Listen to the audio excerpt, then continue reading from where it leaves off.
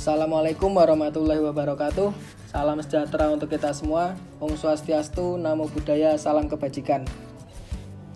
Kami dari kelompok 4 mata kuliah Asesmen Intervensi Individu UIN Sunan Kalijaga, Yogyakarta. Pada video kali ini kami akan mereview beberapa jurnal tentang Selective Mutism Disorder. Yang pertama yaitu metode stimulus fading untuk menurunkan gejala Selective Mutism Disorder pada anak, yang ditulis oleh Ahmad Ridla Adi, merupakan jurnal Psikologi Integratif volume 7 nomor 1, halaman 1-13. Latar belakang masalah pada jurnal ini adalah Selective Mutism Disorder atau SM. Merupakan suatu gangguan perkembangan berbicara yang umumnya terjadi pada usia kanak-kanak. Hal ini dapat ditandai dengan adanya kondisi anak yang berkomunikasi dengan lancar hanya dengan teman-teman dan lingkungan rumahnya saja, namun sulit berkomunikasi di dalam lingkungan asing baginya, menurut Slukin dan Smith 2015. Adapun menurut DSM-5, saat individu menghadapi orang lain dalam interaksi sosial, individu SM cenderung tidak berinisiatif memulai pembicaraan terlebih dahulu dengan orang lain. Anak SM kurang dapat berbicara dan berinteraksi sosial dengan anak-anak atau teman sebaya maupun orang dewasa. Adapun metode dalam penelitian ini menggunakan pendekatan kuantitatif dengan metode eksperimen dan menggunakan desain single case eksperimental. Sedangkan kriteria subjek dalam jurnal ini menggunakan seorang anak laki-laki usia 4 tahun yang mengalami gejala SM dengan mengacu pada DSM-5. Selama 8 bulan terakhir, secara konsisten subjek menunjukkan gejala SM. Prosedur asesmen. Proses asesmen dilakukan oleh peneliti, wali kelas, dan juga orang tua. Asesmen dilakukan pada saat sebelum intervensi, selama intervensi, dan setelah intervensi. Desain asesmen. Asesmen kali ini menggunakan desain Behavioral Tallying, Rating Scale, Selective Mutism Questionnaire, School Speech Questionnaire. Aspek-aspek yang diasesmen yaitu 1. Mengerjakan tugas seorang diri. 2. Diam atau tidak bersuara ketika ditanya atau diganggu oleh temannya. 3. Tidak bermain atau bergabung dengan teman-temannya. 4. Menggunakan isyarat nonverbal. 5. Berbicara dengan satu kata tunggal. 6. Suara kecil seperti berbisik. Prosedur intervensi. Intervensi yang digunakan adalah stimulus fading. Prosedur dari intervensi ini adalah: sesi pertama, peneliti membuat nyaman subjek. Sesi kedua, peneliti memperkenalkan subjek dengan salah satu temannya. Sesi ketiga, setelah terlihat cukup nyaman dengan salah satu temannya, peneliti lalu mendekatkan subjek dengan teman yang lainnya. Sesi keempat, peneliti mencoba membawa subjek dan temannya keluar kelas dan melakukan aktivitas bersama. Sesi kelima, peneliti kembali memperkenalkan subjek dengan temannya yang lain di dalam kelas. Hasil pengukuran perilaku subjek selama 10 hari menggunakan Selective Mutism Questionnaire dan School Speech Questionnaire. Penerapan intervensi SF atau stimulus fading kepada subjek menunjukkan bahwa subjek dapat berbicara secara verbal di rumah maupun di sekolah.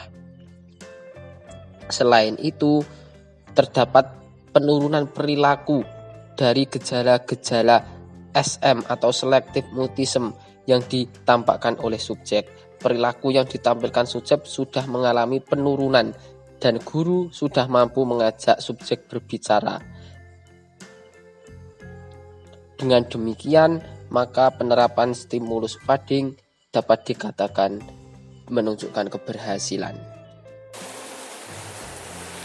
Judul jurnal Ericksonian Hypnotherapy for Selective Mutism, a Single Case Study. Penulis Mauro Cavara, Adelina Brizio, Nicoletta Gava. Penerbit Akta Biomed, volume 87, nomor 3, 2017, halaman 299 sampai dengan 309. Reviewer Nuzulaili Nurti Anggiasari, Rayunda Devaisna, dan Wiwin Triana. Latar belakang jurnal. Mutisme selektif adalah gangguan anak-anak yang mana anak tidak mau berkomunikasi dalam konteks yang tidak diharapkan. Misalnya di sekolah, anak hanya mau berbicara secara verbal di lingkungan yang akrab. Pada penelitian ini, terapi merumuskan hipotesis untuk memperkenalkan sugesti yang bertujuan mendorong perubahan dalam bentuk pembicaraan sendiri, pertanyaan, metafora, dan cerita. Terapi ini memiliki dua pendekatan yang mendasar untuk hipnosis. Yang pertama langsung atau klasik, yang kedua tidak langsung atau Ericksonian. Terapi yang digunakan dalam penelitian ini adalah hipnoterapi Ericksonian. Tujuannya adalah untuk menjalin interaksi yang menyenangkan dengan anak-anak. Metode penelitian ini berbentuk kontemporer yang masih membutuhkan studi hasil metodologis. Kriteria subjek: seorang anak perempuan usia 7 tahun yang mengalami selektif mutisme. Klien juga pernah mengalami murmur jantung sistolik pada usia 2 tahun dan menderita episode takikardia supraventrikular paroksismal pada usia 3 tahun. Ya, saya akan melanjutkan penjelasan mengenai prosedur asesmen. Jadi sebelumnya subjek ini sudah didiagnosis mengalami selective mutism oleh ahli terapi bicara dan psikiater.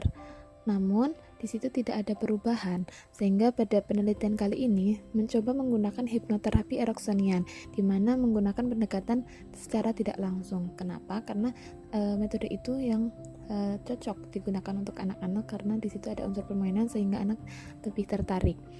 Kemudian masuk prosedur intervensi, yaitu diawali dengan membuat persetujuan antara terapis, orang tua, dan anak. Kemudian sesi 1, terapis mulai mengawali dengan memberikan pertanyaan sederhana, namun si subjek tidak menunjukkan tanda-tanda komunikasi apapun, baik verbal maupun non-verbal. Meskipun begitu, terapis tetap berusaha untuk dengan cara mengomentari gambar yang dibawa oleh si subjek.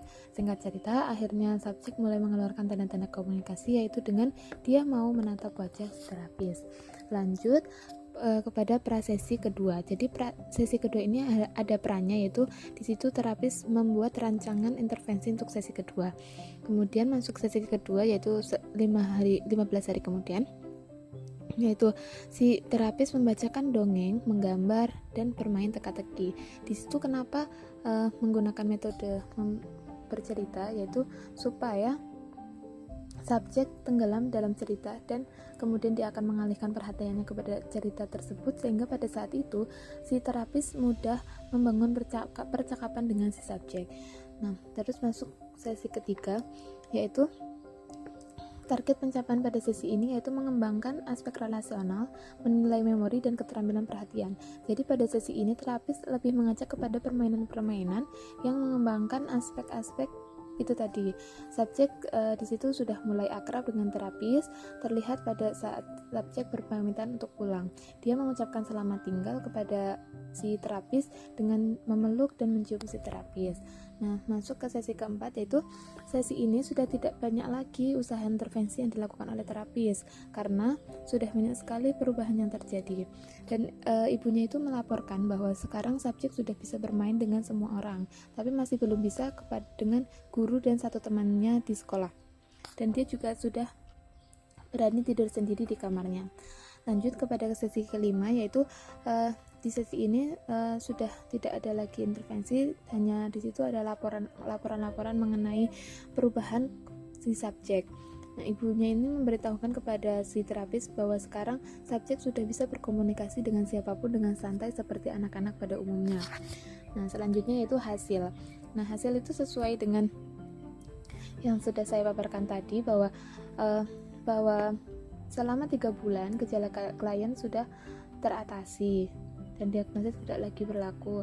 Adapun perbaikan lainnya yaitu menyangkut suasana hati, keterampilan sosial, dan prestasi sekolahnya itu sudah mulai meningkat. Seperti itu, terima kasih. Langsung saja, di akhir sesi presentasi yang kami sajikan, terkait diskusi kedua jurnal, untuk jurnal pertama, diketahui bahwa subjek mengalami SM yang gejalanya mengacu pada DSM-5. Adapun intervensi yang digunakan adalah stimulus feeding selama 10 hari, dan hasilnya terdapat penurunan perilaku gejala SM pada subjek. Hal ini sesuai dengan penelitian sebelumnya yang menyatakan bahwa penerapan SF sebagai bentuk intervensi kelas efektif menurunkan kecemasan pada anak usia dini. Jadi, menurut kelompok kami, secara keseluruhan, jurnal pertama ini sudah sesuai dengan hasil yang diteliti, yakni adanya bukti bahwa stimulus feeding ini dapat menurunkan gejala selective mutism atau SM yang diderita oleh subjek dalam penelitian. Dan untuk isi keseluruhan jurnalnya juga dapat memudahkan pembaca memahami setiap proses yang digunakan untuk intervensi subjek dengan kasus selective mutism dan metodenya stimulus feeding.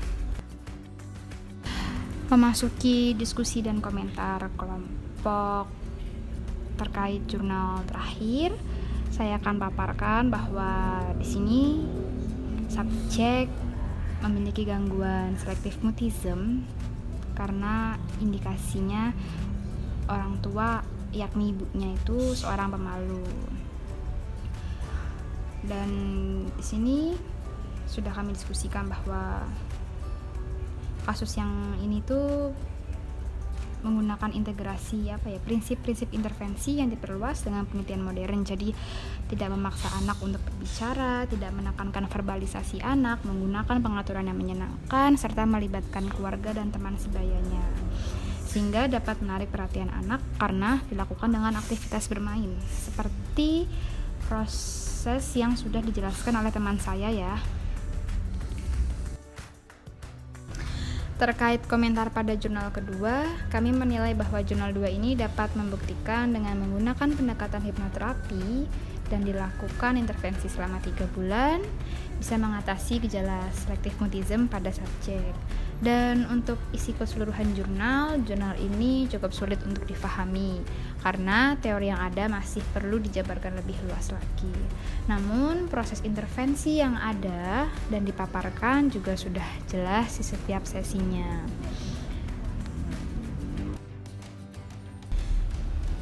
Baik, demikian pemaparan mengenai review jurnal dari kelompok kami terkait selective mutism. Dan tentunya ini masih banyak kekurangan dalam pemaparan ataupun mereview. Kami mohon maaf.